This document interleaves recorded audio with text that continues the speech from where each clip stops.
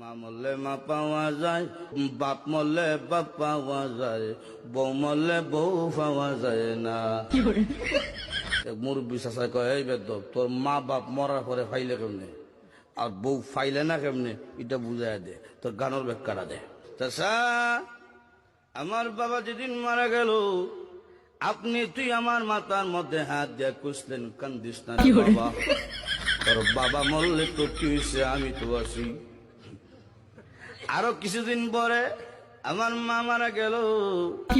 মা মারা যাওয়ার পরে এলাকার বৃদ্ধ বৃদ্ধ মহিলা আয়া কইল, কান্দিস না রে, সব একদিন মরতে হইব, কান্দিস না, তোর মা মরলে কি হয়েছে, আমরা তো আছি রে বাবা।